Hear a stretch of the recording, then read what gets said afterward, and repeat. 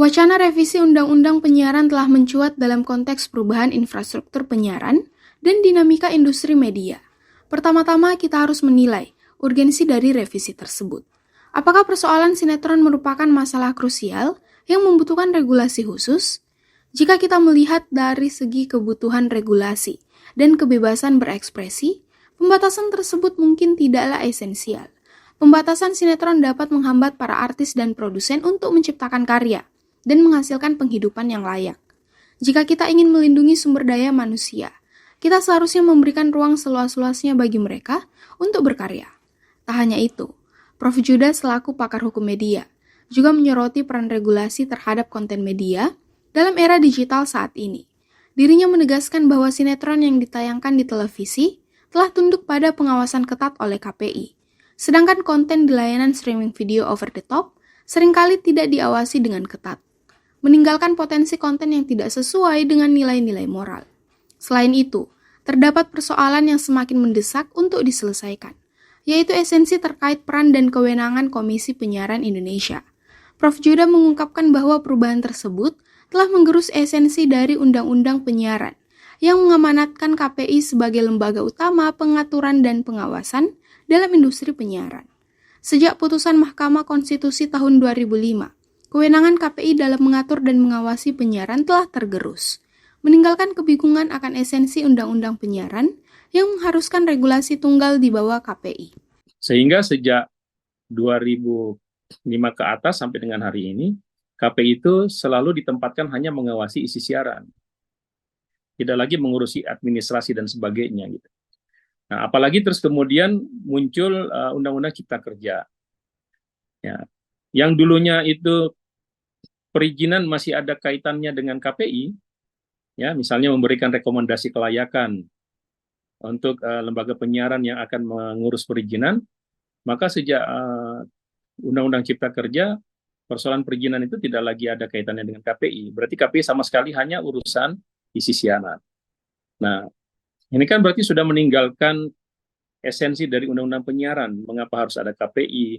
Sementara KPI itu adalah wadah masyarakat untuk mencermati ataupun juga mewadahi masyarakat untuk memberikan aspirasi dan pengawasannya terhadap penyiaran.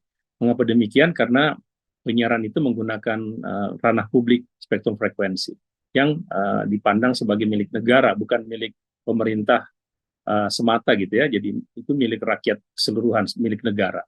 Nah, sehingga dalam rangka penegakan tadi hak asasi manusia juga, terus kemudian ada kebebasan pers, ada kebebasan berekspresi, maka itu sejatinya itu memang dibentuk satu lembaga independen di luar dari pemerintahan, dia menjadi lembaga negara yang bersifat independen, dibiayai oleh negara, dan kemudian menjadi wadah aspirasi masyarakat untuk mengawasi penyiaran. Gitu. Nah, karena sudah adanya perubahan situasi demikian, maka Undang-Undang Penyiaran hari ini itu tidak optimal sesungguhnya terlaksananya, sehingga revisi itu dibutuhkan. Terutama sekarang kita lihat sudah ada perubahan lagi dalam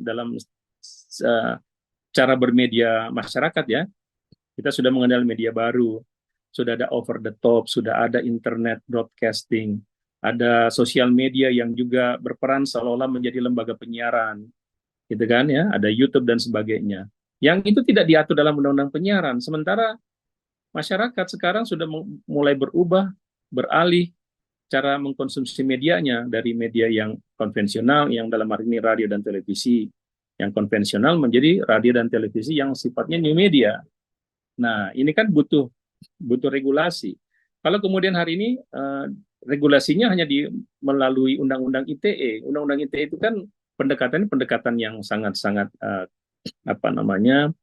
strict dalam konteks hukum itu menerapkan hukum pidana bagi pelanggarannya. Dan kalau itu kemudian dihadapkan dengan kebebasan berekspresi warga negara, itu sangat berlebihan misalnya gitu ya. Sehingga seharusnya tidak bisa semata-mata kalau dalam konteks penyiaran itu didekati dengan Undang-Undang Penyiaran, Undang-Undang ITE. Undang-Undang ITE ya, memang dalam konteks yang lain, dalam konteks sosial media, dalam texting dan sebagainya, dalam posting dan sebagainya. Tapi kalau kita bicara penyiaran terkait dengan isi siaran, maka seharusnya itu ada banyak hal yang harus